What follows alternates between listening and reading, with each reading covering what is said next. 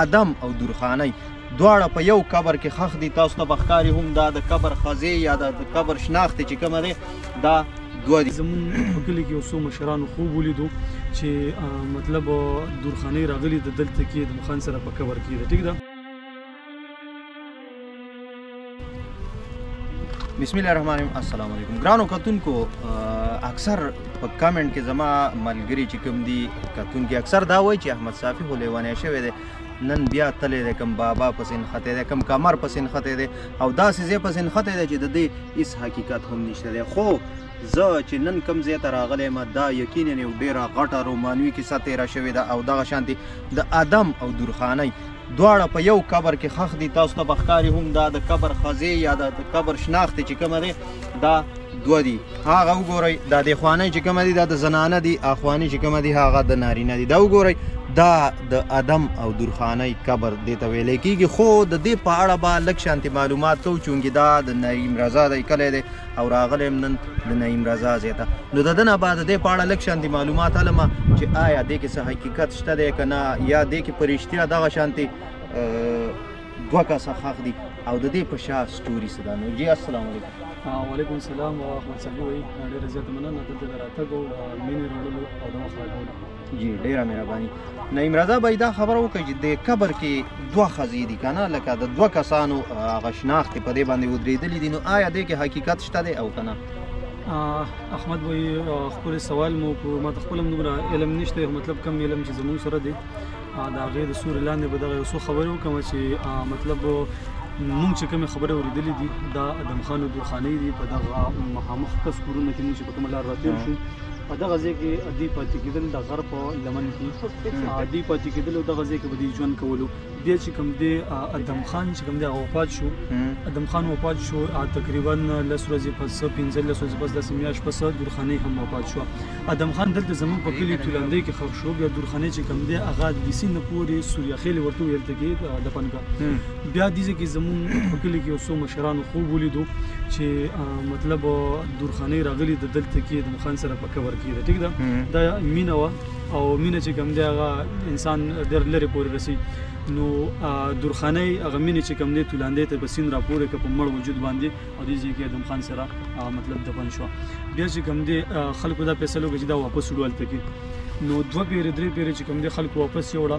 خو بیا په درېیم ځل باندې چې کله دې قبر کولو که دا مزار کولو دې د پختې چې کوم دی دا په یو بل کې ورغلې وي.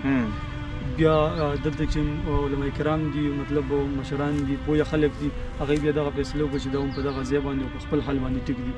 مطلب بیا د یو قبر نه د ادم خان نه چې کوم دی دا صرف ادم خان نه بیا ادم خان او درخانۍ شول. نو په یو لحد کې چې کوم دی 2 قبرونه 2 مزار او په یو قبر باندې 4 ته بیا لګېدلي دي. ښه بل د ادم خان او درخانۍ چې وفات شو که نه، نو بعضې خلک داسې هم وایي ادم خان وفات شو درخانۍ ورپسې چې کوم دی ځان مړ کړو. دا خبره رښتیا ده؟ دا خبره خو موږ داسې نه اورېدلي.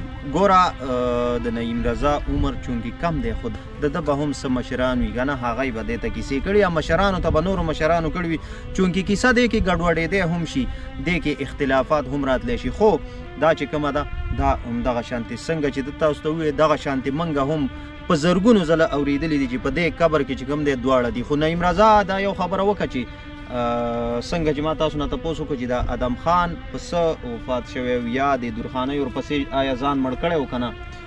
احمد وایي دا خو مکمل لږه موږ سره د صرف ستاسو د خولې نه واورېدل، نور خو چې موږ کومه خبره اورېدلې نو لږ خامخا غم وي که نه، خفګان وي. خو خفګان تر دې حده نه ورسېدلی چې هغوی خودکشي کړې وه.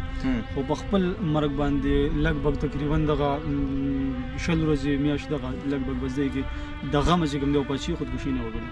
ښه نو د دې په اړه خو دا هم ویلی کېږي وایي د دې قبر چې کوم دی په بره بازدره کې دی، نو دلته کې بیا دا څلی د څه دی دا آیا څلی دی قبر دی او که نه، هلته کې څلی دی قبر دی او که نه، د دې په باره کې درته څه معلومات شته؟ مشرانو نه کیسې اورئ که نه؟ مشران خو مطلب زمونږ د کلي چې کوم مشران دی دغه تولاندۍ نو هغوی دا خبره کوي چې مطلب دا ادم خان او درخانۍ قبرونه دي. بیا چې کوم دی زه خپل هم په دې شیزانو کې ډېرې ګوتې وامه که نه، بیا ما کتابونه وکتل کتابونه کېدای شي ډېرو خلکو کتلي هم وي که چا نه کتلي نو مطلب لایبررۍ کې کوړي کې هم میلاویږي. هر ځای ته چې لاړ شي نو ادم خان او درخانۍ یو کتاب دی را پیدا کړي په رنټ باندې هم ورکوي په کرایه باندې دغسې به خرید هم درکوي. هغه تاسو وګورئ ډېر ښکلی کتاب دی، ډېر تفصیلي خبرې پکې پرتې دي. مطلب زما د خبرو کې به ډېرې داسې چې هغه به ما پکې نه وي کړي، داسې خبرې وي چې ما پکې کړي هغه پکې نه وي. مطلب زمونږ دومره پوهه نشته دی، خو په هغه کتاب کې مکمل تفصیل لیکلی دی. نو هغه کتاب وګورئ، یا چې کوم دی په فیسبوک یوټیوب، نن سبا خو د کتاب دور نه دی، د فیسبوک یوټیوب دور دی، په یې باندې سرچ کړئ وګورئ، مکمل ټوله سټوري به تاسو سره راشي چې ادم خان او درخانۍ په تولیاندۍ کې خښ دي او که په بازدره کې خښ دي. ښه صحیح ده. او آیا د ادم خان او درخانۍ چې کوم دی دی خپلو کې صرف مینه کړې وه که نه کیسه دې حده پورې تللې وه چې تر واده رسېدلې وه؟ زما په خیال چې تر واده رسېدلې وه، تر واده رسېدلې وه ځکه چې دوی په یو ځای کې هغه مطلب تاسو هغه ځای وکتو، په هغه ځای کې به دوی ژوند کولو، بیا دوی سره یو وس هم و، تر دې حده پورې مونږ اورېدي چې یو وس ورسره هم و په هغه اس باندې. مطلب دوی خپلې منډې ترړې، خپل غم خادي، خپل تګ راتګ کولو، او مطلب نکاح شوي و، تر نکاح پورې خبره رسېدلې وه.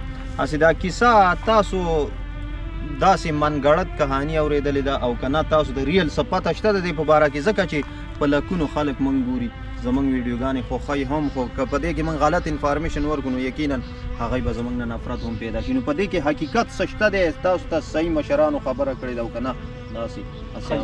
دې کې زیاتې خبرې چې کومې وې هغه مونږ د مشرانو د خولې نه اورېدلې، خو ما چې څنګه تاسو ته وویل چې په دې کې زه خپله ډېرې ګوتې وهم په دې خبرو کې، نو ما بیا کتابونه هم وکتل.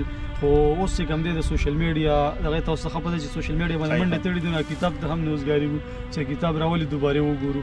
دا یو څو خبرې په ذهن کې مطلب څه مې د کتاب نه راغستې او څه د مشرانو نه او څه مطلب د ځانه. خو په دې کې خبرې ځکه نه جوړېږي، دا ټول خلک ګوري، دې کې داسې خلک دي چې هغه د علم سمندر دی، بالکل هغوی زمونږ نه زیات پوهه دي، هغوی سره داسې پوهه ده چې مطلب مونږ ته بیخي اړو د خپلو خبرو ته هم نه رسو. صحیح خبره ده. او دې کې د ځانه خبره نه کوي، دا میډیا چې کوم دی مطلب د نن سبا خو د دنیا په ګوټ ګوټ کې چلیږي. نه د ادم خان او درخانۍ، یعنی ادم خان چې کوم دی د دې کلي درخانۍ د سوریا خیل وه، که څنګه د درخانۍ هلته کې خښه کړې وه او ادم چې کومه دی دلته کې؟ په دې سوال به مې لږ رانیسي ځکه چې د دې راته کنفرم پته نشته دی، خو دواړه راغلي وو د بل ځای نه ادم خان د دې ځای و، نه درخانۍ د دې ځای و، نه د سوریا خیل وو، دا دواړه راغلي وو د بل ځای نه. خبره چې کوم دی مطلب دی په یو جرنده کې تاسو د سوی مطلب موږ جرنده وایو که نه، او چې پکې جوړېږي د غنمو نه هغې ته موږ جرنده وایو که نه، موږ ته ترېشل وایو. نه ترېشل خو بیل دی که نه، مطلب چې تاسو ورته ژرنده وایئ خو یو پښتو ده که نه، چې پښتو کې نن سبا د انګلیش او د اردو ملاوټ شوی دی، هغه پښتو هغه اردو یو بل ته ملامته کړي دي که نه. نو خبره داسې ده چې د دغې وجې وایم، نو خبره داسې ده چې دلته کې د هغوی ملاقات وشو. بیا دغه خبره هم راته یاده ده چې درخانۍ ادم خان ته دغه خبره کړې وایي جرنده، که جرنده یې د پلار د خو په وار ده که نه، مطلب د یو بل نه مخکې کېدل. نو دغه پورې راته یاد دي. بیا چې کوم دی ادم خان به یو رباب هم غږولو په دغه ګډ سره به ناست و، ګډ سره بالکل، او دغه ځای به هغه رباب هم غږولو. بیا درخانۍ به ته دغه شعر هم وي چې ادم خانه ته که توره د چندړو رباب مو ډېر په زور او درخانۍ درته ولاړه ده سرتوره. نو بس دغه حساب کتاب د اشنا او نور. نو جی ګرانو کتونکو دا د ادم او درخانۍ په حواله سره کیسه وه، چونکې ملګرو ډېر زیات ریکویسټ کړی و زما چې څه کسان دي هغه ډېر زیات مینه لري داسې تاریخي آثارو سره. دا زموږ تاریخي آثار دي، خو که چېرې موږ د دې خیال وساتو ادم او درخانۍ به هغه ګډ چې کوم تاسو ته زه سیټ کې ښیم په هغه ګډ په خوا کې به وایي ناست وو، رباب به یې غږه او ښکته به یې د دې علاقې نظاره کوله، د سیند خوا او شا به یې کتل. نو دغه د ادم او درخانۍ په حوالې سره خبره وه. دلته کې راتلونکو ته څه ویل غواړې، څه پیغام لري؟ دلته خو الحمدلله بلا خلک راځي. بیا که تاسو د کتونکو ته وښیي دغه یو د بیرې یو بوټی هم دی، د دې نه خلک شاباز وړي. دلته خلک راځي د دې مقبرې سره چې کوم حوشا کې کورونه دي هغوی ډېر زیات خیال ساتي. موږ اکثر وینو موږ سره ملګري راشي، موږ خبر هم نه یو هغوی ته بیا چې اوبه را رسېدلي. بل چې کوم دی مطلب دا ډکې ما تاسو یاد کړو دا بوټي دې نه خلک شاباز وړي. هغه شاباز چې کوم دی هغې باندې رباب غږوي. بیا زما په خیال چې ډېر خلک ته متاثر وي چې بیا د رباب چل زر زده کېږي. نو ډېر خلک دلته راځي او مطلب هر کله راتلی شي چې څوک هم راځي نو بالکل نظر په لار وي. صحیح شوه. ښایي دا د ادم او درخانۍ په حوالې سره مکمل سټوري وه چې موږ تاسو ته وړاندې کړه. نو کوشش وکړئ دا ویډیو مخکې هم شیر کړئ.